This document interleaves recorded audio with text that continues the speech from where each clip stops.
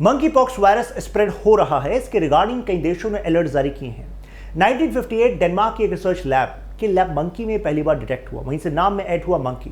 Humans में पहली बार 1970 democratic Republic of Congo एक अफ्रीकन नेशन में 9 साल के बच्चे में डिटेक्ट हुआ। 1970 से 2022 काफी लंबा समय है, यानी कि पुरानी डिजीज है।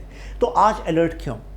एने रोमेने यूएस बेस्ड रिसर्चर हैं, 10 सालों से इस वायरस पर रिसर्च कर रही हैं। उनका कहना है इससे पहले कभी ये इतनी तेजी से स्प्रेड नहीं हुआ, यानी कि वायरस म्यूटेशन पर रिसर्च की जरूरत है। गवर्नमेंट्स के पास काउंटर प्लान होने चाहिए, आप और हम अवेयर होने चाहिए। यूपीएससी प्रीलिम्स में एक ट्रेंड है कि जो डिजीज उस साल चर्चा में होती है उसके डिटेल से क्वेश्चन आ जाता है।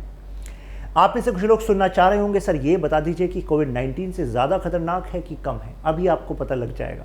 स्प्रेड पाया गया है Canada, US, UK, France, Sweden, Portugal, Italy, Spain, Belgium, Australia में 2 वेरिएंट हैं इसके, western African variant and central African variant. Central African variant को ही हम कोंगो वेरिएंट भी कहते हैं। अगर आप पूछा जाए कि कौन सा वेरिएंट ज़्यादा स्प्रेड हो रहा है, तो Congo variant western African variant से ज़्यादा स्प्रेड हो रहा है। डिटेल्स में बात करने से पहले आपके लिए information, Indian geography book finally launch हो चुकी है फ्लिपकार्ट, अमेजॉन पर। Detailed syllabus in a very simple language, beautiful schematics, pre cum mains के क्वेश्चंस, केस स्टडीज, सब कुछ वहां पर हैं। आप चेकआउट कीजिएगा। दिस माई इंस्टाग्राम हैंडल, यहां पर वीडियोस से जुड़े अपडेट्स आते रहते हैं, एमसीक्यूज आते रहते हैं।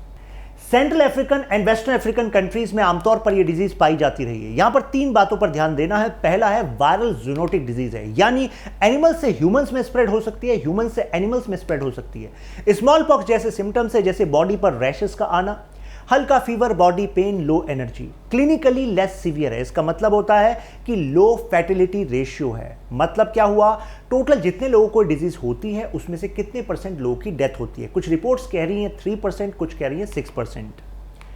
WHO बता रहा है कि देखिए ह्यूमन टू ह्यूमन ट्रांसफर है, एनिमल टू ह्यूमन भी ट्रांसफर है। अगर आप किसी कंटेमिनेटेड मटेरियल के कांटेक्ट में आते हैं वहां से भी ये डिजीज हो सकती है।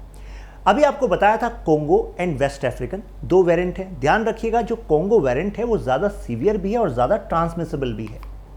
1958 डेनमार्क, 1970 कोंगो से तो अब आप लोग वाकिफ हैं। कोंगो में पता लगा कि फैटिलिटी रेट यानी कि जो डेथ रेट था इस डिजीज से वो तो लो था, लेकिन स्प्रेड रेट अलग अलग वायरल डिजीज की तुलना में हाई था। 2017 में नाइजीरिया में सस्पेक्ट किया गया कि 500 लोगों को ये डिजीज है। फाइनली कंफर्म हुआ 200 लोगों को ये डिजीज है। उसमें 3% फैटिलिटी रेट था। ट्रांसमिशन कैसे हो सकता है?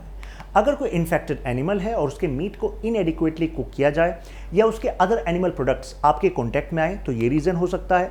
Human to human contact, bodily secretion, respiratory secretion या फिर स्किन लेजन्स कॉन्टैक्ट में आना, ये कारण हो सकता है।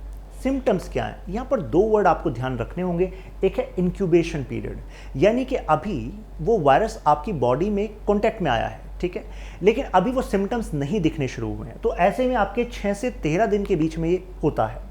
इन्वेशन पीरियड होता है सही में जब आपको इश्यूज होने लगते हैं बॉडी में, जैसे कि फीवर, इंटेंस हेडेक, आपके लिम्फ नोड्स स्वेलन हो जाना।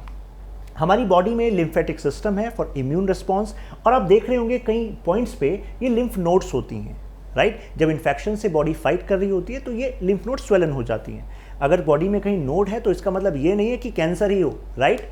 लिम्फेटिक सिस्टम, बैक पेन हो सकता है, मसल पेन हो सकता है, लो एनर्जी हो सकती है, तो ये सिम्टम्स हैं। 95% केस में फेस इंपैक्ट होता है, यानी कि फेस पे वो लेशंस, रैशेस आने लगते हैं। हैंड्स पे 75% केस में होता है, आईज में भी होता है, जेनिटेरिया पे भी होता है, तो ये इंफेक्टेड एरियाज हैं। रैश ऐसा लगता है जैसे चिकन पॉक्स जैसे हैं। ध्यान रखिएगा सेल्फ लिमिटेड डिजीज है, इसका मतलब ये होता है कि आमतौर पर ज़्यादातर केसेस में ये डिजीज खुद ठीक हो जाती है 2 से 4 हफ्तों में। ट्रीटमेंट एंड वैक्सीन, जनरली ये माना गया है कि स्मॉल पॉक्स के लिए जो वैक्सीन यूज की जाती थी वो 85% इफेक्टिव है इस केस में भी। हालांकि 1980 में वर्ल्ड को डिक्लेयर कर दिया गया था स्मॉल पॉक्स फ्री। आप मुझे कमेंट्स में बताइएगा कि small pox free world declare करने का क्राइटेरिया क्या था। अच्छा, रिसेंटली ये चर्चा में आया कि यूरोपियन मेडिकल एसोसिएशन ने एंटीवायरल एजेंट टेकोविरमिट इसको स्मॉल पॉक्स के लिए बनाया था, लेकिन 2022 में उनको लाइसेंस मिल गया है मंकी पॉक्स में भी इसको यूज करने का। अब इसका मतलब ये नहीं कि अब इसको खरीदने आप चल दें, राइट। जैसे कि आपको बताया कि ये सेल्फ लिमिटेड डिजीज है, 2 से 4 हफ्तों में खुद भी ठीक हो जाती है, राइट। एंड डॉक्टर का कंसल्टेशन इंपॉर्टेंट है। वे फॉरवर्ड क्या है? एक तो है सर्वेलेंस, हमें ध्यान रखना होगा, जैसे कि हमारी गवर्नमेंट डायरेक्शन दिया है एयरपोर्ट्स पे कि अगर कोई सिम्टम्स वाला व्यक्ति दिखता है तो क्वारंटाइन होना चाहिए। साथ में अवेयरनेस जैसे कि हम अभी कर रहे हैं। तीसरा है इन्फेक्टेड एनिमल की प्रॉपर हैंडलिंग होनी चाहिए एज पर स्टैंडर्ड्स।